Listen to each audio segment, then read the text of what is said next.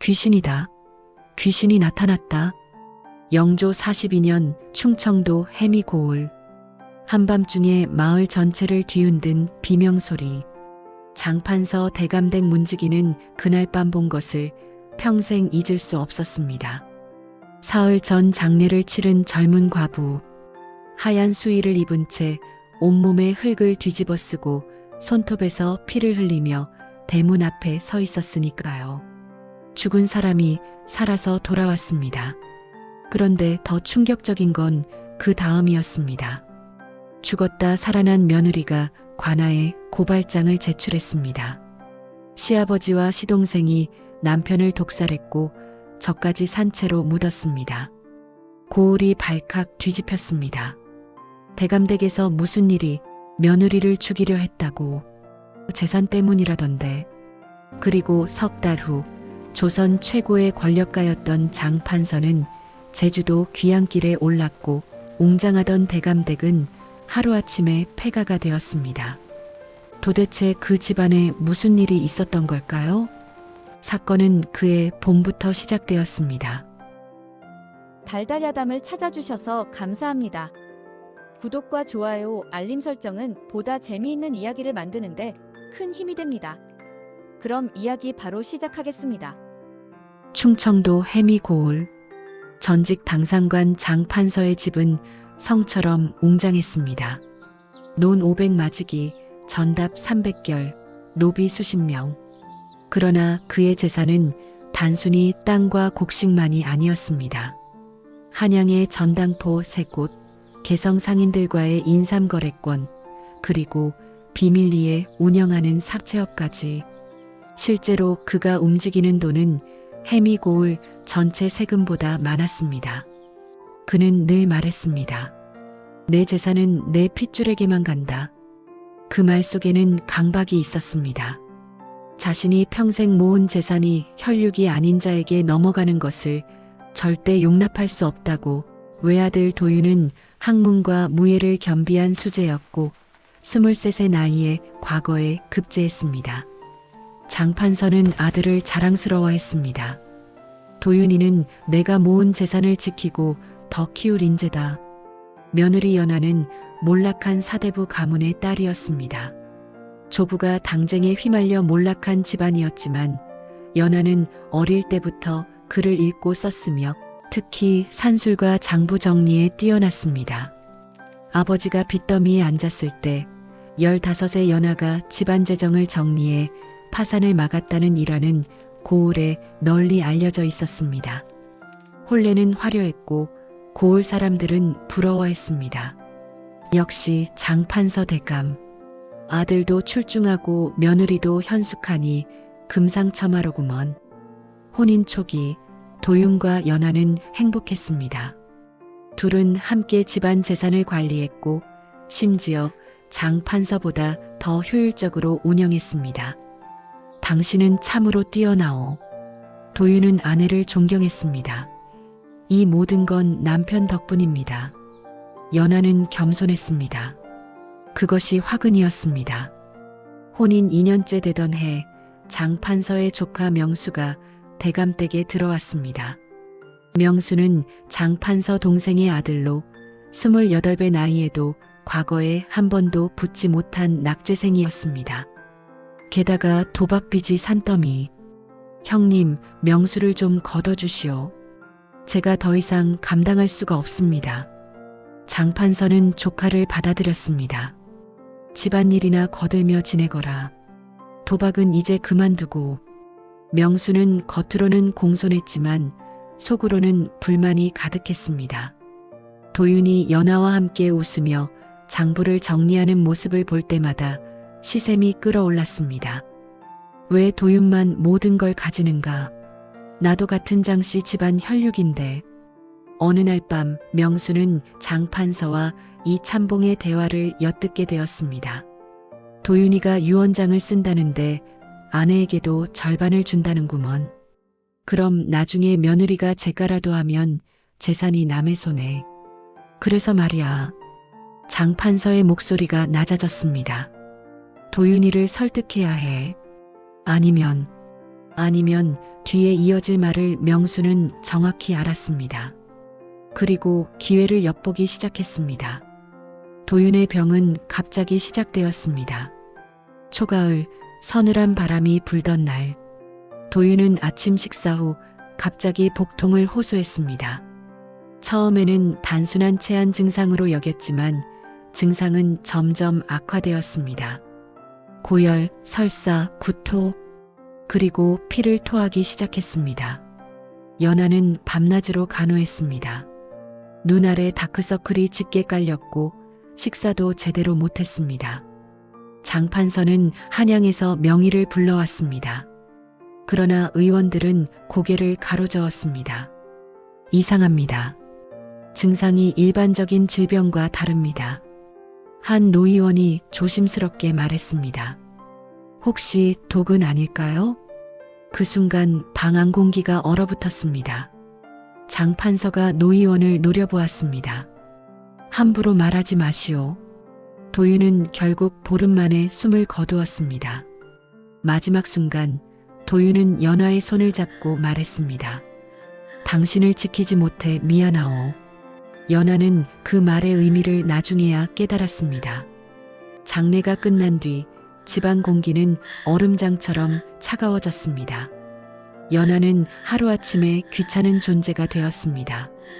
하인들은 연하를 보면 고개를 돌렸고 식사 상차림도 점점 소홀해졌습니다. 일주일 뒤 장판서가 연하를 불렀습니다. 앞으로 계획이 어떻게 되느냐? 남편의 묘를 지키며 살겠습니다. 장판서는 콧웃음을 쳤습니다. 여자가 혼자 살기 쉬운 세상이 아니다. 제가 하는 게 좋지 않겠느냐? 연하는 그 말의 의미를 정확히 이해했습니다. 집에서 나가라는 뜻이었습니다. 생각해 보겠습니다. 빨리 결정하거라. 이 집에도 사정이 있으니.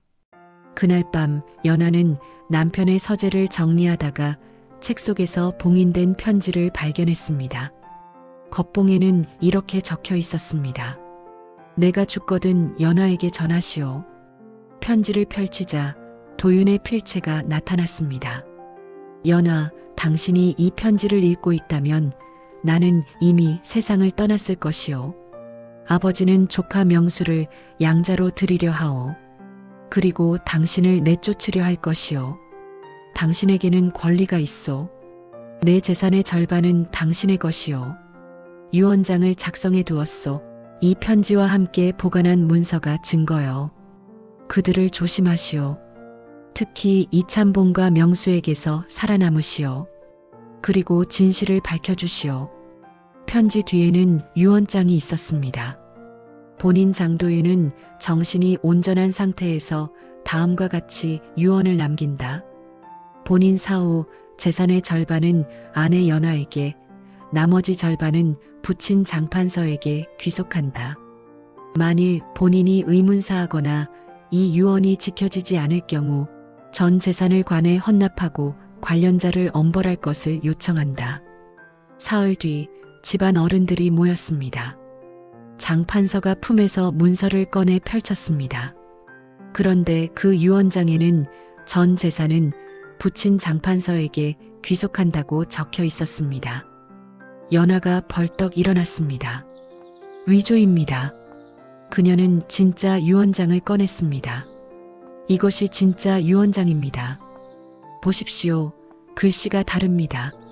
장판서가 냉소를 띄었습니다. 연하, 당신이 만든 것 아니오? 재산 때문이겠지. 이참봉이 나섰습니다. 저도 도련님의 유언을 들었습니다. 모든 것을 아버지께 드린다고 하셨습니다. 분위기는 장판서에게 기울었습니다. 연하는 깨달았습니다. 이 자리에서 정의는 없다는 것을. 그날 밤 연하는 남편의 일기장을 찾아냈습니다. 떨리는 손으로 페이지를 넘겼습니다. 8월 15일, 명수가 또 돈을 빌려달라고 했다. 세 번째다. 도박 빚이라고 했다. 아버지께 말씀드리자 화를 내시며 가족끼리 그런 일로 소란 피우느냐고 하셨다. 9월 3일, 명수가 나를 보는 눈빛이 이상하다. 마치 내가 방해물인 것처럼. 9월 20일. 몸이 좋지 않다. 명수가 건넨 약주를 마신 후부터다. 하지만 의심하고 싶지 않다. 10월 1일. 이 참봉이 의원을 데려왔다. 그런데 그 의원의 눈빛이 연아가 다른 의원을 부르자고 했지만 아버지께서 허락하지 않으셨다. 10월 5일. 몸이 더 나빠진다. 이상하다. 약을 먹는데 왜 더 악화되는가? 10월 7일. 유언장을 작성했다. 만일의 경우를 대비해서 연아를 지켜야 한다. 그녀는 혼자가 될 것이고 이 집안은. 일기는 거기서 끝나 있었습니다. 연아는 울음을 참았습니다. 남편은 알고 있었습니다. 자신이 독살당하고 있다는 것을. 그러나 끝까지 가족을 의심하고 싶지 않았던 것입니다. 문득 등 뒤에서 인기척이 났습니다. 장명수가 서 있었습니다. 야심한 밤에 무엇을 하시오, 아주머님. 명수가 한 걸음 다가왔습니다. 곧 이 집의 모든 것이 내 것이 될 텐데 외람된 생각이오. 남편의 유언이 있소. 명수의 얼굴에서 웃음이 사라졌습니다. 아주머님, 현명한 여인이라고 들었소. 이 싸움에서 당신이 이길 수 없다는 것을 알 것 아니오. 위협이오. 충고요. 조용히 제가 하시오. 그럼 목숨만은 부지할 수 있을 것이오.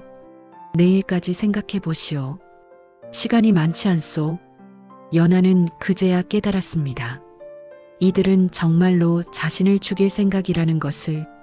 다음 날 저녁 이 참봉이 연아를 찾아왔습니다. 아씨, 탕약을 다려왔습니다. 연아는 그 탕약을 받았습니다. 따뜻한 김이 올라오는 사발, 쓴 약재 냄새, 그리고 그 속에 섞인 미묘한 다른 냄새. 연아는 본능적으로 느꼈습니다. 이것은 독이라고. 고맙소. 식후에 마시겠소. 이 참봉이 주춤했습니다. 지금 드시는 게 좋습니다. 따뜻할 때 드셔야 효과가. 내 몸인데 내가 알아서 하겠소. 이 참봉의 눈빛이 날카로워졌습니다. 대감의 분부입니다. 제가 보는 앞에서 드시라고. 그때 밖에서 소리가 들렸습니다. 아씨, 대감께서 부르십니다. 어린 몸종의 목소리였습니다. 이 참봉이 나간 사이 연아는 재빨리 탕약을 화분의 흙에 쏟아부었습니다. 그날 밤 연아는 화분의 꽃이 시들어가는 것을 보았습니다. 독이 맞았습니다. 연아는 결심했습니다. 도망칠 수는 없었습니다. 재산을 포기한다면 도망칠 수 있겠지만 그것은 남편의 유언을 저버리는 것, 그리고 무엇보다 남편을 죽인 자들을 그냥 둘 수 없었습니다. 그녀에게는 계획이 필요했습니다. 연아는 어릴 때부터 아버지에게서 약초와 의술을 배웠습니다. 몰락한 양반가에서는 이런 지식도 생존 수단이었으니까 그녀는 알고 있었습니다. 어떤 약초를 섞으면 죽음과 비슷한 상태를 만들 수 있는지를. 맥박이 거의 사라지고 체온이 떨어지고 호흡이 미약해지는 상태. 시체와 위험한 방법이었습니다. 조금만 잘못되면 정말로 죽을 수 있었으니까. 그러나 다른 방법이 없었습니다. 연아는 밤을 새워 필요한 약초를 준비했습니다. 해독제, 시체와 약초, 그리고 만일을 위한 해독제 한 포도. 모든 것을 신중하게 계획했습니다. 다음 날 이 참봉이 왔습니다. 오늘은 제가 직접 보고 가겠습니다. 연아는 탕약을 받았습니다. 그리고 마셨습니다. 이 참봉의 얼굴에 미소가 번졌습니다. 그가 나가고 한 시즌 후 연아는 재빨리 해독제를 마셨습니다.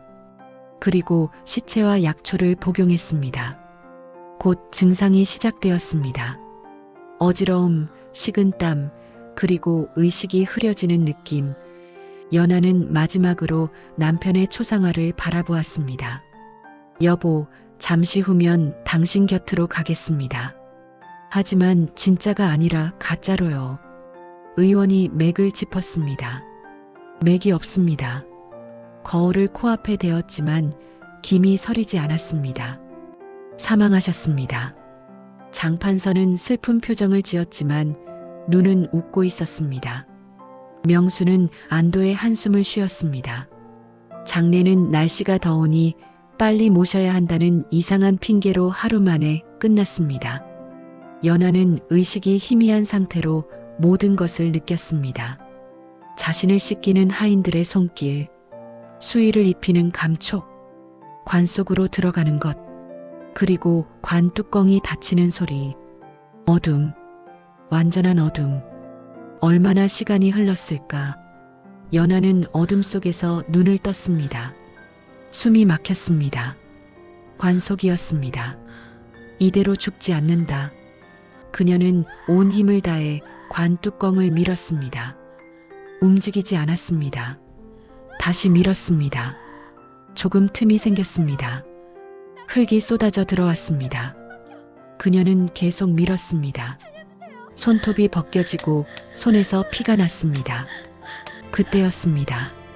우르릉 천둥 소리, 그리고 빗소리, 폭우였습니다.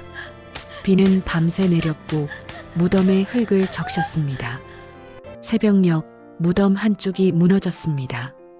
연하는 마지막 힘을 다해 그 틈으로 기어 나왔습니다. 흙투성이, 피투성이, 그러나 살아있었습니다. 그녀는 비를 맞으며 대감집을 바라보았습니다. 눈빛이 변해 있었습니다. 죽음을 경험한 자의 눈빛, 복수를 결심한 자의 눈빛. 사흘째 밤 폭풍우가 지나간 후 대감집 대문을 두드리는 소리, 똑똑똑 문지기가 대문을 열었습니다. 그리고 비명을 질렀습니다. 귀신이다. 흙투성이 수의 차림에 연하가 서 있었습니다. 집안이 발칵 뒤집혔습니다. 장판서의 얼굴이 하얗게 질렸습니다. 명수는 뒷걸음질 쳤습니다. 그러나 연하는 또렷했습니다. 귀신이 아니요. 산 사람이요. 저를 죽이려 한 자가 있습니다. 그리고 남편을 죽인 자도. 그녀는 품에서 도윤의 일기장을 꺼냈습니다. 여기 모든 것이 적혀 있소. 남편을 어떻게 죽였는지, 그리고 나를 어떻게 없애려 했는지. 명수가 갑자기 앞으로 뛰어나왔습니다. 일기장을 빼앗으려는 것이었습니다. 그러나 연하는 재빨랐습니다. 몸을 돌려 피하며 큰 소리로 외쳤습니다. 관아의 포졸들이 지켜보고 있소. 과연 대문 밖에서 포졸들이 들어왔습니다. 연하는 이미 관아에 고발장을 제출한 상태였습니다. 관아에서 신문이 시작되었습니다. 장판서, 장명수, 이참봉, 세 사람이 나란히 앉았습니다. 연하가 증거를 제시했습니다. 도윤의 일기장, 진짜 유언장, 그리고 독이 든 탕약의 잔여물. 관아에서 탕약을 분석한 결과 비상 성분이 검출되었습니다.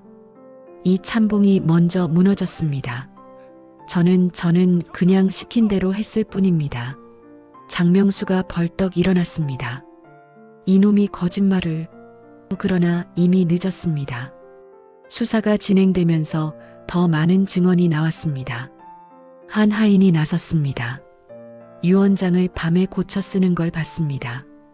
도련님이 촛불을 켜고 대감의 글씨를 흉내내고 있었습니다. 다른 노비가 말했습니다.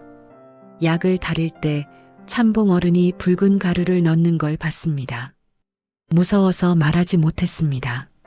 도련님 병환 때 명수나리가 의원에게 돈을 주는 걸 봤습니다. 약재 중 일부가 몰래 바뀌는 것도 봤습니다. 모든 것이 드러나기 시작했습니다. 장명수의 계획은 치밀했습니다. 먼저 도윤을 서서히 독살, 의원을 매수해 병사로 위장, 유언장을 위조, 그리고 연하마저 제거. 완벽한 계획이었습니다. 그러나 한 가지 변수가 있었습니다. 연하가 살아 돌아온 것. 그런데 신문 과정에서 더 충격적인 사실이 드러났습니다. 한 늙은 노비가 떨리는 목소리로 말했습니다.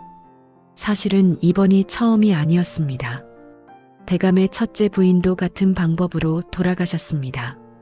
30년 전 일입니다.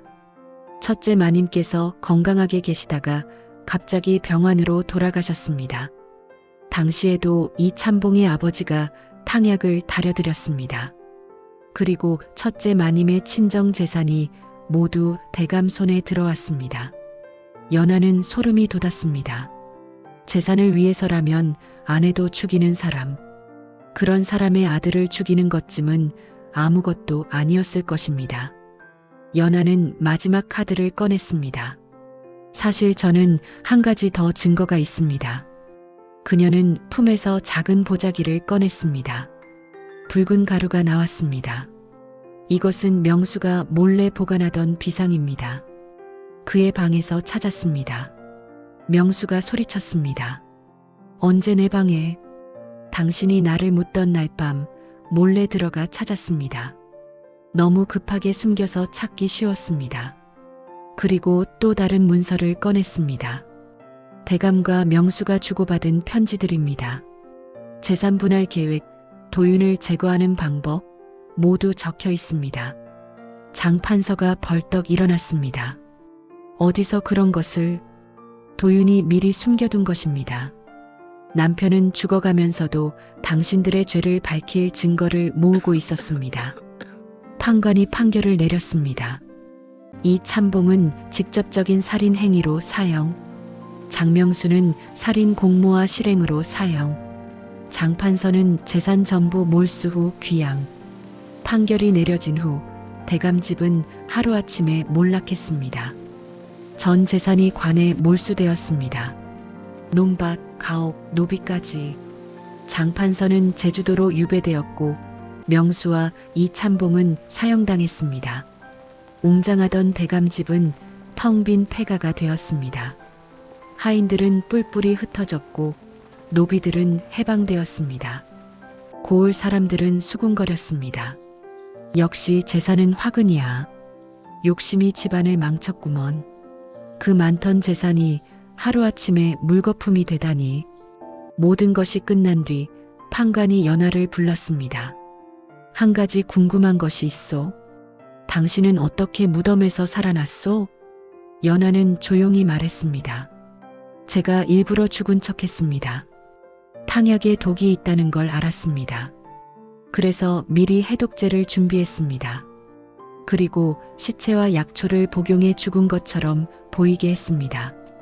그렇다면 무덤에서 얕게 묻힐 것을 예상했습니다. 그들은 빨리 장례를 치르고 싶어 했으니까. 그리고 폭우를 기다렸습니다. 계절상 곧 비가 올 것을 알았습니다. 판관은 경악했습니다. 목숨을 건 도박이었소? 그렇습니다. 하지만 그냥 당할 수는 없었습니다. 남편을 죽인 자들을 반드시 벌하고 싶었습니다. 처음부터 복수를 계획했소? 연하는 미소 지었습니다. 쓸쓸하지만 단호한 미소. 아니요. 처음에는 그냥 살고 싶었습니다. 그러나 그들이 저를 죽음으로 내몰았습니다. 그래서 결심했습니다. 저를 묻은 건 그들이지만 파멸을 묻은 건 저였다고. 연하는 재산의 일부를 받았습니다. 판결에 따라 도윤의 유언장이 인정되어 정당한 상속분을 받은 것입니다. 그러나 그녀는 그 재산을 들고 고을을 떠났습니다. 연하는 폐허가 된 집을 한번 바라보았습니다. 한때 꿈꾸던 행복한 가정. 그러나 욕심이 모든 것을 파괴했습니다. 떠나기 전 도윤의 묘를 찾았습니다. 여보, 당신의 원한을 풀어드렸습니다. 이제 편히 쉬세요. 그녀는 묘 앞에 술 한 잔을 부었습니다. 그리고 돌아서서 걸어갔습니다. 뒤돌아보지 않았습니다. 몇 년 후 한성에 소문이 돌았습니다. 거대한 상단을 운영하는 신비한 여인이 나타났다고. 그녀는 특이하게도 과부나 홀로 된 여인들을 고용했습니다. 그리고 그들에게 장사 방법을 가르치고 독립할 수 있게 도왔습니다. 여자도 재산을 가질 권리가 있습니다. 그녀의 신조였습니다. 상단의 이름은 화연, 화목한 인연이라는 뜻. 그러나 고을 사람들은 수군거렸습니다. 저 여인 눈빛이 저승에서 돌아온 과부와 닮았다. 햄이 고을에서 온 여인이라던데? 혹시 그 사건의 그 여인? 연하는 그 소문을 들었지만 부인하지도 인정하지도 않았습니다. 다만 조용히 웃을 뿐이었습니다. 그녀의 이름은 바뀌어 있었습니다. 이제 그녀는 설아였습니다. 눈처럼 희고 깨끗한 이야기, 과거를 묻고 새롭게 시작한다는 의미. 어느 날 한 젊은 여인이 설아를 찾아왔습니다. 제 남편이 죽었습니다. 시댁에서는 재산을 빼앗으려 합니다. 도와주십시오. 설아는 그 여인의 손을 잡았습니다. 말해보시오. 처음부터 끝까지. 그녀는 그날부터 그 여인을 도왔습니다. 법적 조언을 하고 증거를 모으고 관아에 고발하는 방법을 알려주었습니다. 그리고 마침내 그 여인도 정의를 찾았습니다. 설아는 생각했습니다. 자신이 겪은 일이 단지 한 집안의 비극이 아니었다는 것을. 조선 어디에든 연하와 같은 처지에 놓인 여인들이 있을 것이었습니다. 재산과 권력 앞에서 아무 힘도 쓰지 못하고 쓰러져가는 여인들이. 그들에게는 법도 있고 권리도 있었지만 그것을 알고 싸울 힘이 없었을 뿐이었습니다. 설아는 깨달았습니다. 진짜 복수는 가해자를 벌하는 것만이 아니라 같은 피해를 막는 것이라고. 재산은 피를 부릅니다. 그리고 욕심은 결국 집안 전체를 집어삼킵니다. 그러나 연하는 배웠습니다. 진짜 재산은 금고에 쌓인 금은 보화가 아니라 정의를 지키는 용기라는 것을. 그녀는 무덤에서 살아났지만 정말로 다시 태어난 것은 복수를 넘어선 순간이었습니다. 어떤 이들은 말합니다. 여자가 재산을 가지면 불행해진다고. 하지만 설아는 증명했습니다. 여자도 재산을 지킬 수 있고 정의를 실현할 수 있고 새로운 삶을 시작할 수 있다고. 장판서는 귀양지에서 쓸쓸히 죽었습니다. 명수와 이참봉은 형장의 이슬로 사라졌습니다. 그러나 설아는 살아남았습니다. 그리고 번성했습니다. 여러분이라면 억울하게 죽임을 당할 뻔한 그날 연하처럼 되갚아 주셨겠습니까? 아니면 그냥 도망쳤겠습니까? 정의와 복수 사이 어디에 선을 그으시겠습니까?